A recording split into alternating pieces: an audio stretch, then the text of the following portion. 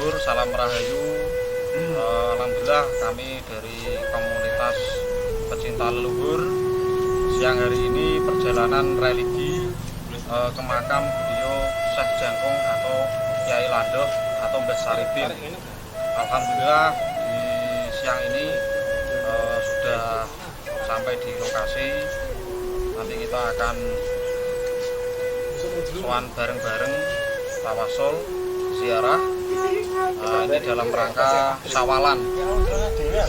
Saridin, tokoh spiritual yang dulu mendiami Kabupaten Pati di zaman era bupatinya Ki Penjawi dan anaknya Ki Penjawi, yaitu Adipati Wasis Joyokusumo Adiprati Pragola yang ke-1. Di zaman itu ada satu tokoh yang turut andil menyebarkan agama Islam bagi masyarakat setempat. Dia adalah Syekh Jangkung, putra dari Sunan Muria. Beliau dikenal warga sebagai ulama yang berkarisma dan ahli tasawuf, sekaligus murid dan cucu Sunan Kalijogo. Konon Syekh Jangkung diutus Sunan Kalijogo menyiarkan Islam pertama kali di sebuah desa bernama Desa Miyono.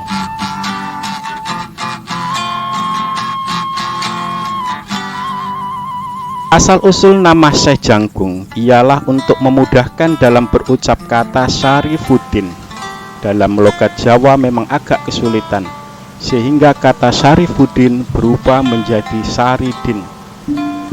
Gelar Syekh bagi Saridin beliau mendapatkannya dari negara Ngerum atau Andalusia, saat itu sebagai pusat perawi hadis dan pusat kerajaan Islam terbesar di dunia.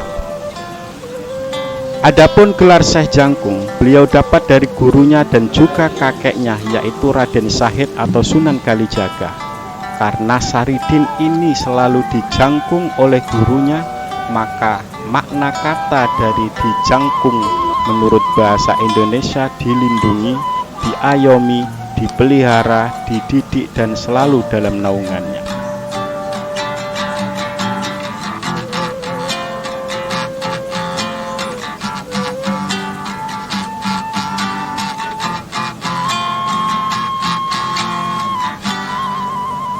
Saridin waktu kecilnya saat masih anak-anak menjadi santri di perguruan Sunan Kudus. Kemampuannya di atas para santri yang merasa diri senior. Tetapi juga Sunan Kudus merupakan paman Saridin dari Ibu Sidin, panggilan kesayangan Ibu Syekh Jangkung. Dewi Sujina adalah adik Sunan Kudus. Sebagai murid baru dalam bidang agama, orang Miyono itu lebih pintar ketimbang para santri lainnya. Belum lagi soal kemampuan dalam ilmu kasepuan. Hal itu membuat ia harus menghadapi persoalan tersendiri di perguruan tersebut. Dan itulah dia tunjukkan ketika beradu argumen dengan sang guru soal air dan ikan. Untuk menguji kewaskitaan Saridin, Sunan Kudus bertanya, "Apakah setiap air pasti ada ikannya?" Saridin dengan ringan menjawab, "Ada, Kanjeng Sunan Kudus." Mendengar jawaban itu, sang guru memerintah seorang murid memetik buah kelapa dari pohon di halamannya. Buah kelapa itu dipecah. Ternyata kebenaran jawaban Saridin terbukti. Dalam buah kelapa itu memang ada sejumlah ikan. Karena itulah Sunan Kudus atau Ja'far Shodiq sebagai guru tersenyum simpul. Akan tetapi, santri murid-murid lain yang iri dan tidak suka hal tersebut menganggap Saridin lancang dan pamer kepintaran.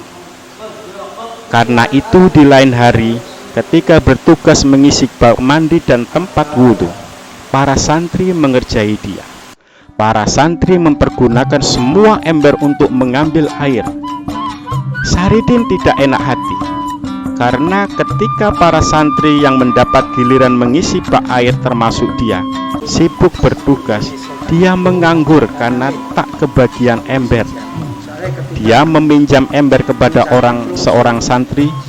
Namun apa jawaban santri itu? Kalau mau bekerja, itu kan ada keranjang. Dasar Saridin, keranjang itu dia ambil untuk mengangkut air. Dalam waktu sekejap, bak mandi dan tempat wudhu itu penuh air. Santri lain pun hanya bengong. Itulah orang yang kalau dekat dengan Allah, apapun yang terjadi, berupaya. Saridin membuka perguruan dengan nama Panembahan Lando Sigit Kalimosodo Diwiyono yang dalam waktu relatif singkat tersebar luas sampai di Kudus dan sekitarnya. Kendati demikian, Saridin bersama anak lelakinya, Raden Bagus Momok Mukmin, beserta murid-muridnya tetap bercocok tanam. Sebagai tenaga bantu untuk membajak sawah, Momok meminta dibelikan seekor kerbau milik seorang warga Duku Lando. Meski kerbau itu boleh dibilang tidak lagi muda umurnya, tenaganya sangat diperlukan, sehingga hampir tak pernah berhenti dipekerjakan di sawah. Mungkin karena terlalu diforsir tenaganya, suatu hari kerbau itu jatuh tersungkur dan orang-orang melihatnya menganggap hewan peliharaan itu sudah mati. Namun, saat dirawat Saridin, kerbau itu bugar kembali seperti sedia kala.